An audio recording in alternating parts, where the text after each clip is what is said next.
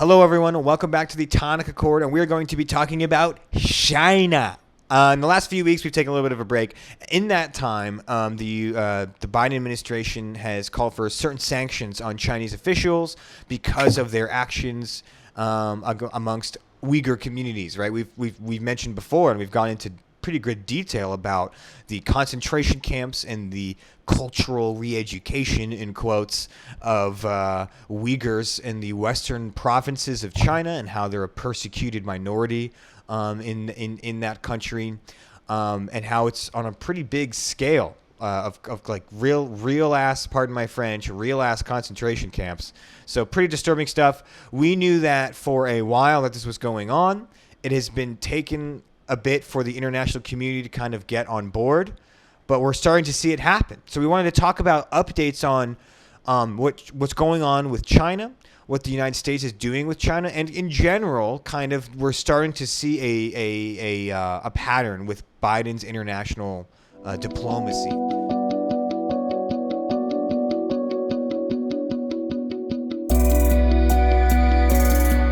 Alex, how you doing, man? I hope you're enjoying. It's starting to get a little bit warmer up where you are, right? And yeah, tell me what you think about what's going on with Biden and China. Yeah, man, you are correct. It is gorgeous out, which terrifies me because the Tahoe, or I guess the Sierra Nevadas are like, I think it's like 50% of normality, I guess, for snowpack.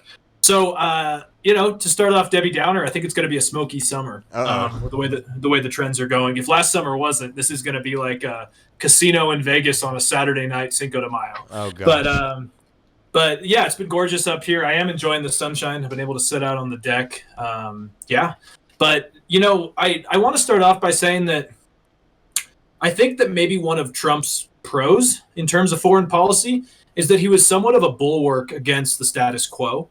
We had left and right leaders before him in the United States and in Europe that were kind of fine with just appeasing China. And that has changed. I mean, I disagree with a lot of how Trump did it. I think it was short-term and destructive. But he did change the entire dialogue on how we're dealing with China because, Biden's administration has already been clashing in rhetoric with China. In Anchorage, Alaska, I think it was last Monday, about a week ago, we had Antony Blinken and Chinese officials just sparring and filibustering against each other about issues that usually you just wouldn't really talk about in a big public experience. So I see Biden's obviously diverging from Trump on a lot of issues, mainly domestic ones. But yeah, I actually think that Trump has paved the way for this kind of more combative dialogue with China. But I think Biden might have better tools in his shed to deal with it. Damn, you took the words right out of my mouth. But you hit the nail on the head. Because you're right. I've done this throughout his whole administration. You and I both had said that credit where credit is due. Trump was one of the first presidents to really have the balls to call China out on some of the stuff they were doing. They absolutely were stealing American companies' blueprints. They absolutely were spying on everybody. I'm sure they're still doing all of that, right? And Trump was the one to call them out. But you hit the nail on the head where I would not have done it the same way Trump did, which was call out China at the same time as calling out our other trade allies. And instead is kind of do what I agree with more what Biden is doing is he's trying to bolster our allies, right? He's trying to bolster our relationship with our allies, reconnect with Europe and Western Europe, and reconnect with Canada, and Japan, and at the same time as doing that, also use that power to leverage against China. So it's interesting to see, though, that you're right that. While with Iran, maybe that's a good example. Like Iran, our diplomatic stance might shift significantly between Trump and Biden. Trump not wanting to be in the nuclear deal, Biden wanting to be in the nuclear deal. We haven't gotten there yet, but that's what we know that he wants, at least that. But China seems to be a through line. China seems to be the same. Contrary to popular belief, is Biden has not shown to be very weak on China, and in fact is continuing the trend of being tough on China.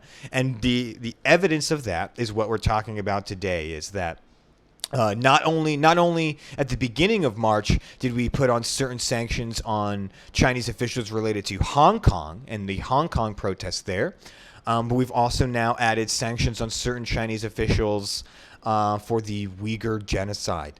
And this is something that I think needed to happen. We talked about it when we were talking about the Uyghur genocide. You and I had talked about how we should see sanctions like this, or at least some kind of action. And then Mike Pompeo, as he was out the door from the Trump administration, declared it a genocide, which a lot of people thought was going to screw up Biden's talks with China. But it seems like they embraced it. They were like, yeah, we agree with Pompeo. It's a genocide. We want to call it out, and now we're going to set up sanctions. And the sanctions are not – this is not a full-on sanction where American businesses can suddenly no longer do business with the country of China. That would be like a major national sanction. Instead, it's sanctions dealing with certain individuals, certain Chinese officials that are, deal makers or big players in Chinese politics. So the sanctions are on certain individuals. But you could argue, and the idea that the Biden administration is arguing is that it's a sharper and more poignant way to correctly sanction and hit the people where they hurt the most. I don't know how true that is, but it is interesting to see them taking this action. Absolutely. And, to kind of go back into where we were a few minutes ago, that I think the negative of Trump's foreign policy was that he kind of escalated things to this almost decoupling point with China, where we are kind of going slowly into two spheres of influence. But also because of Trump's kind of wrecking ball approach to foreign policy, he pissed off all of our European allies, all of them. And I mean, even Boris Johnson by the end was sick of Trump, and Boris Johnson looks like Trump. But I think it was back in January, there was a huge economic investment deal between China and the EU, which Angela Merkel, of all people, was just touting as being really good. And now, 2.5, 3 months later, we have the UK, the US, and Canada, and the EU all sanctioning these Chinese officials, which I think is great to see. Right. And I do think it shows that Biden is at least bringing our allies back to the table, and our allies are going, well, we shouldn't work in our own interest anymore because now the US is taking our back. And so I think that is super nice to see. But now my big issue, and it's kind of a more broad issue here, is that there's a bull in the China shop. Actually, no pun intended. I wasn't even thinking about that. But there's that wasn't it. But yeah, that wasn't intended. But there is China's acting nefariously. And to my question is when does a straw break that camel's back? Because we have Taiwan, where we have now Chinese officials flying over saying it's their land. They've been escalating military drills, which is not just normal. It's like they're trying to show force. We have North Korea now, testing Biden. We have Hong Kong, this new law that basically lets the Chinese party choose the majority of elected officials.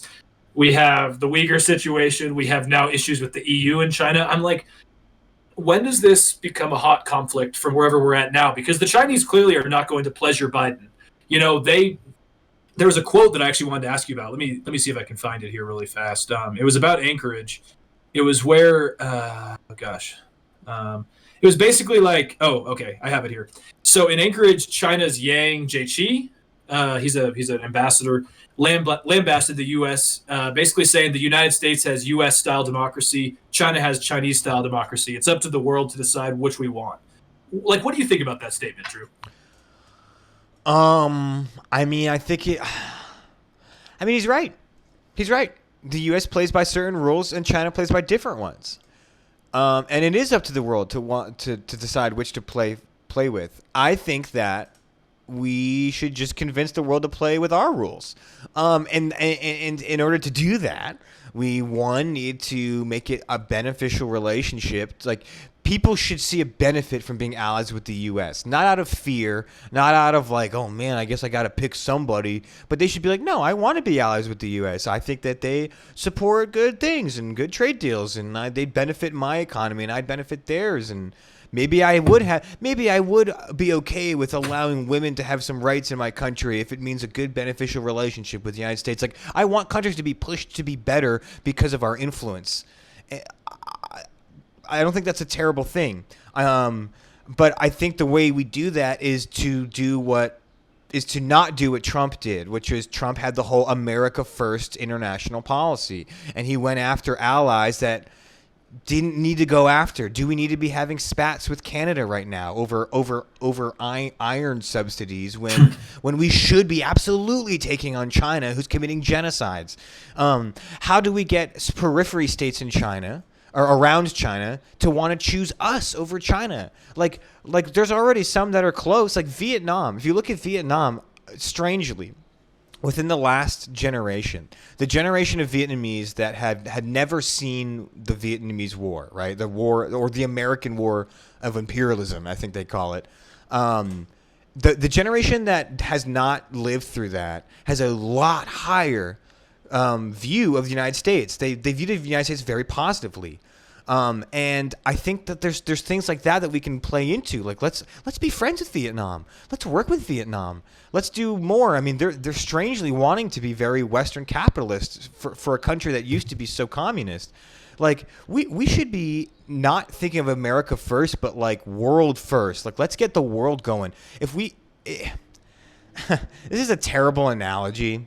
This is a really bad analogy. I just want to say we love terrible analogies. We do love terrible analogies on this podcast. But I remember growing up and thinking, being an awkward teenager that wanted to get a girlfriend. I remember my dad telling me something that was, don't think about getting a girlfriend. Think about getting friends that are girls first. Become friends with girls. Just become a friend. Be a good person.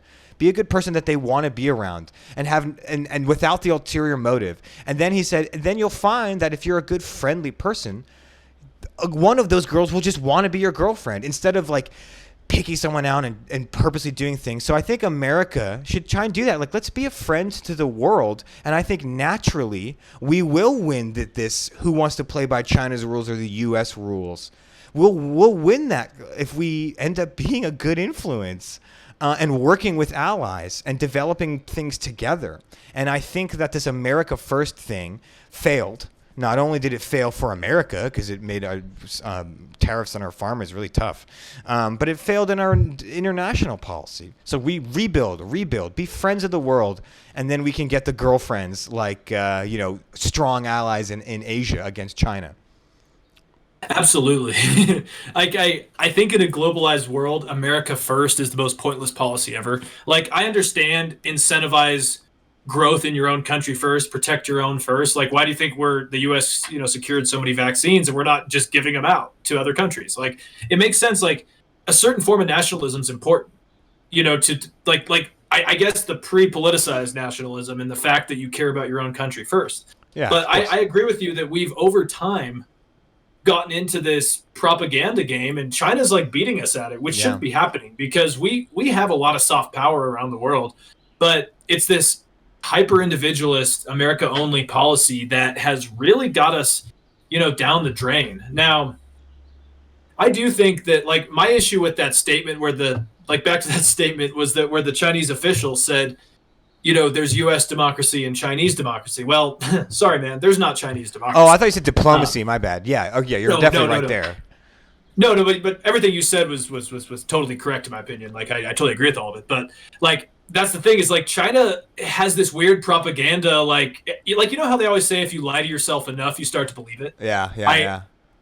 I think that the Chinese party actually believes they've created some quasi-democratic system there. Because when you hear them like in these conferences with international actors, they have to keep saying the propaganda, but it's like everyone else is kind of aware of the propaganda, right. but they keep saying it. And that's what kind of leads me to believe that I think the Chinese actually believe that they're a democracy. And well, maybe not a democracy, but that they're a beacon of discussion and hope, I guess we could say, which is, in my opinion, not true. And I wanted to know your opinion really quick on Taiwan, because I'm listening to a great book, and it's A Force So Swift, and it's about Truman, Mao, and what's his name, Chiang Kai-shek, the nationalist leader who fled to Taiwan after Mao took over.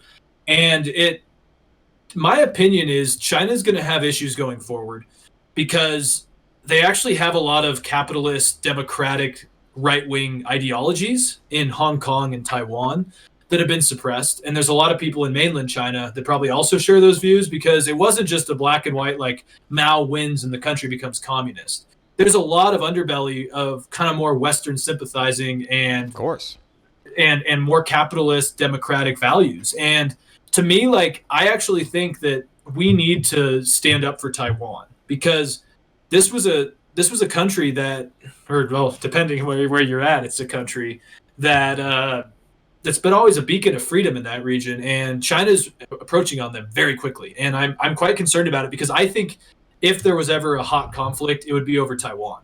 I mean, I'm not too sure. Mao is cringe. Fallout New Vegas isn't. Good comment. Fallout New Vegas is a fun game. Yeah, I'm not too familiar with like. I mean, I heard about that. Like what the aerial? Like they did some kind of some fighter jets flew over Taiwan in the last few days, and significantly intruded on airspace.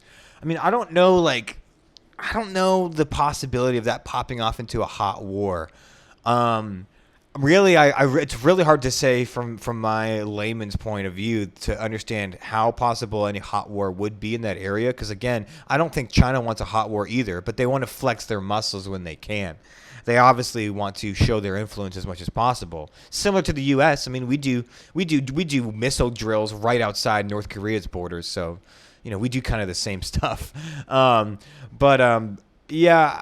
I do see what you're saying though about these certain hot points, and there's an interesting relationship between these hot points near China and the history of China. Like you said, like Hong Kong or Taiwan being people fleeing.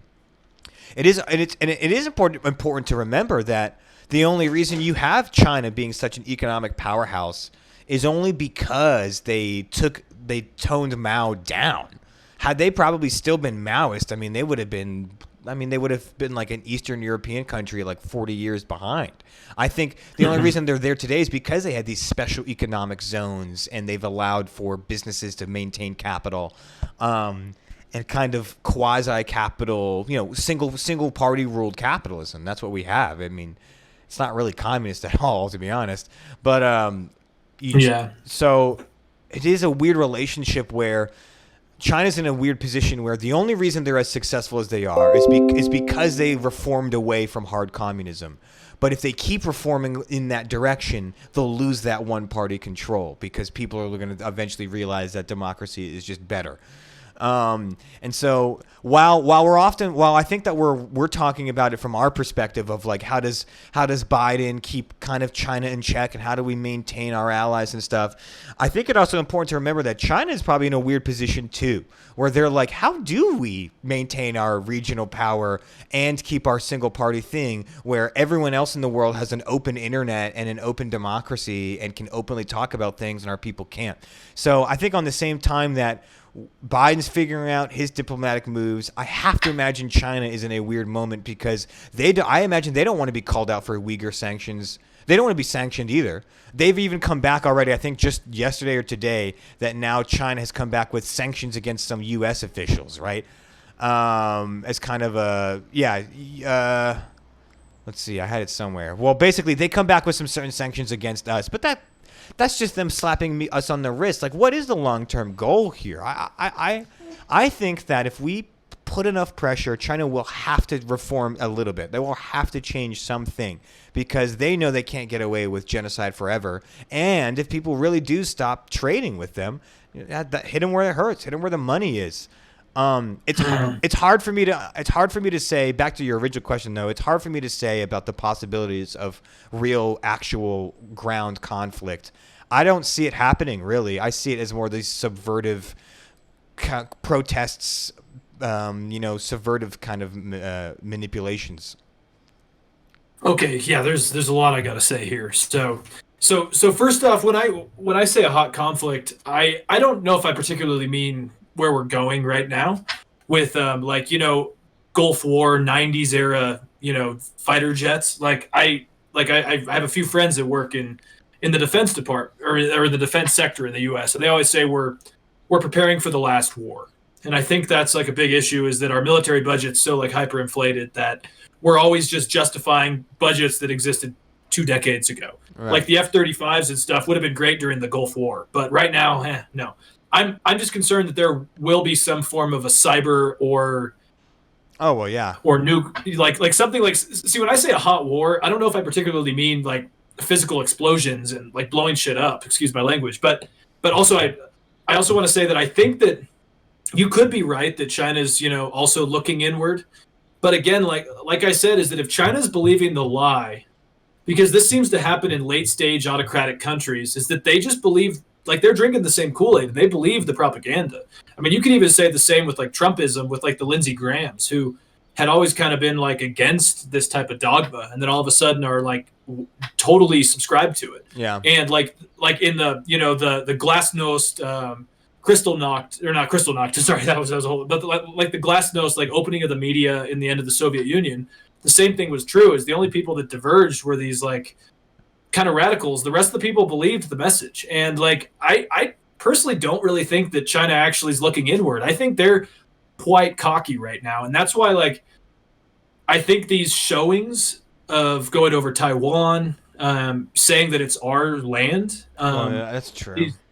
These Hong Kong limitations on voting for like direct democracy reasons, I think it shows that they're actually pretty confident with themselves, and it's the U.S. who is unsure what to do. Which, like, I keep telling people, like a hot war, like actually like boots on the ground, I think the U.S. would win. But in this new kind of culture-esque like cyber conflict that I think is coming with China, I almost think they win. Yeah, I mean, that's a good point. That's a good point. I mean, certainly the Taiwan, like the fighter jets over Taiwan, is evidence of them feeling pretty cocky. I guess I just can think of like the fact that we put sanctions on the Uighur thing. Like that was a thing that we had been talking about and hoping for a year ago, and now it's happening. And it's happening not only with the U.S. but with the U.K. and some other allies. I also think that they're probably still getting some flack for the coronavirus, though. Though to be fair, I think everyone will probably forget about the coronavirus in a year. People will want to forget about it, so they'll probably get away scot-free. It's an interesting point. I mean, but certainly though, I think that the main takeaway from this is whether or not China feels like it wants to change or not. It does seem like that the Biden administration is by no means appeasing China. The whole thing, that whole narrative about Beijing, Biden, I don't see it. I see them sanctioning Chinese officials over genocide, and it was over a genocide that was declared by Mike Pompeo. So I don't see the whole Beijing Biden. I see quite the opposite. And I'm glad that this time around that they're doing it with allies. Another part of it is Asian allies. I did check out an article about Japan is facing pressure to join the sanctions ahead. Where as the new administration is meeting with different leaders around the world, Japan is kind of next on the list. And Japan has been notoriously silent on criticizing a lot of other states. In fact, they don't really talk much about other nations at all. They kind of play all their cards close to the chest. But the reality is they rely on the United States as a military ally because, for those who don't know much history, Japan's not allowed to have its own military after World War II. So we step in and do that for them. So they don't have much. So we are their military ally. So they have a lot of incentive to appease us. However, China even mentioned that China wants them to appease them. They even said that this would be bad for Japan if they called us out, baseless claims and all that. But it shows though that there is a push and pull of friends and allies in Asia, and that we need to be doing the best we can to make sure that we pull as many people over to our side of the side of actually supporting democracies and not one-party rule. But I'm glad that this pressure exists. I feel like I feel like that in the Trump era, Japan would have been totally fine not getting involved, but in the Biden era, now they need to get involved and they need to pick a side. And I think it's good because, like you said, I mean, if we are going to have basically another Cold War sprouting up between the China gang and the U.S. gang, let's get everyone on the U.S. gang as we can now and then later. Absolutely. No, and I think I think you're onto something there, and because China's been calling out South Korea a lot, yeah. They have issues with Japan.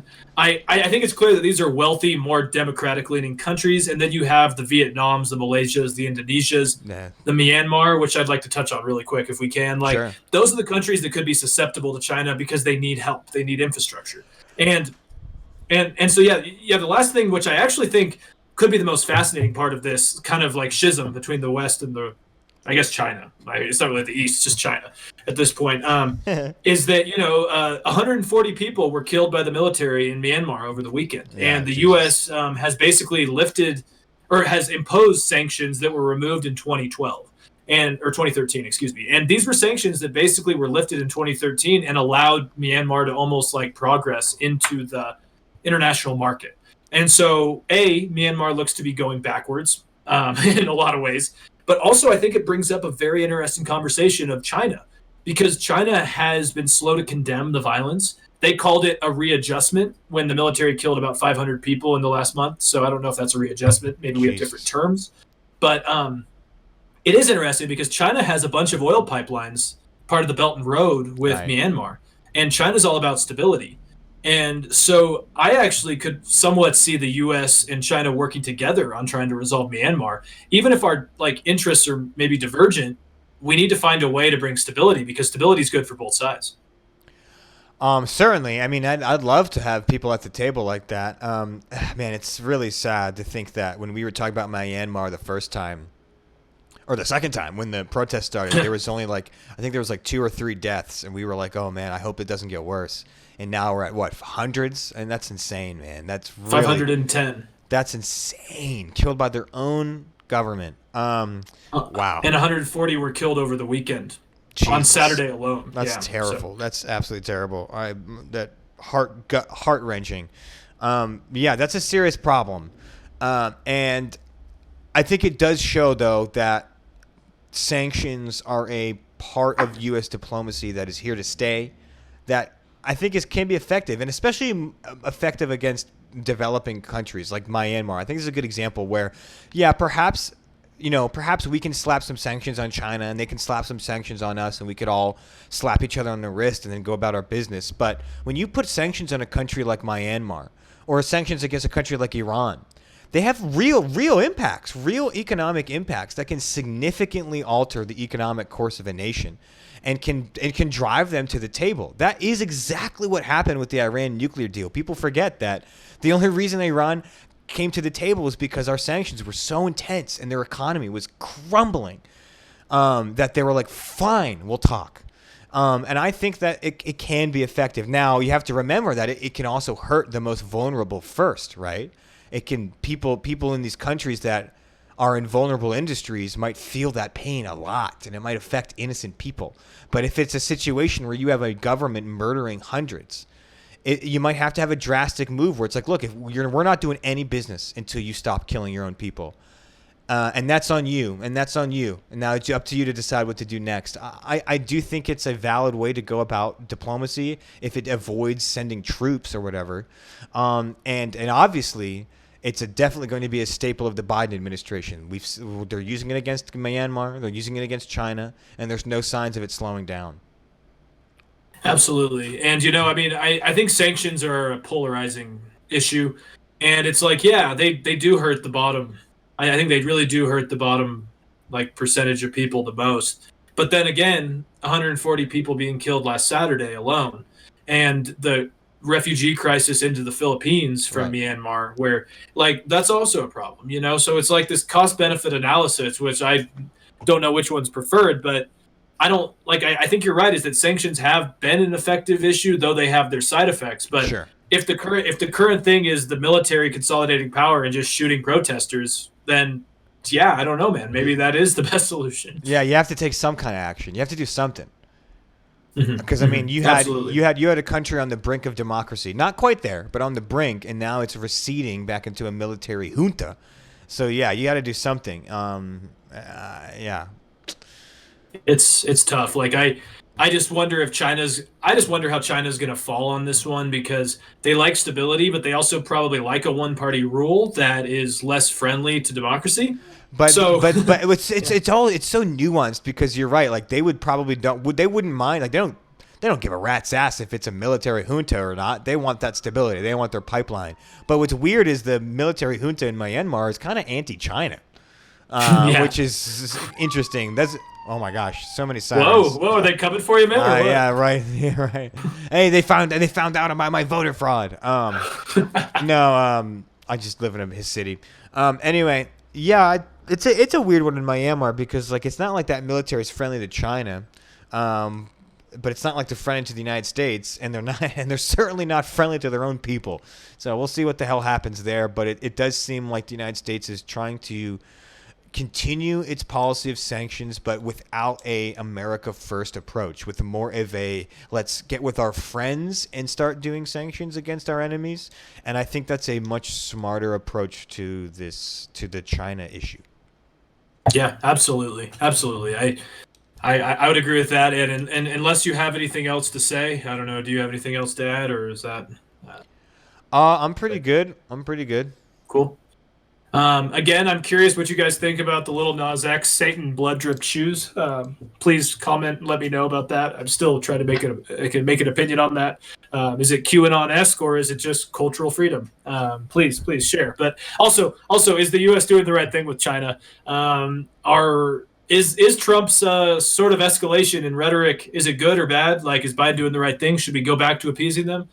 Check us out, Tonic Accord, Apple Podcasts, iTunes, Spotify, YouTube, Podbean, all that fun. Take care, and we'll be back next week. Thanks. See you guys.